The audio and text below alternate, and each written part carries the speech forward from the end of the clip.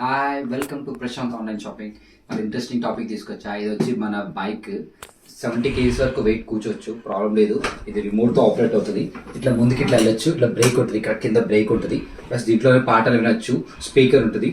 పిల్లలకి కిడ్స్ పాటలు వినొచ్చు. అది కాకపోతే మీకు పెన్ డ్రైవ్ పెన్ డ్రైవ్ పెట్టుకోవచ్చు, ఆప్షన్ ఉంది.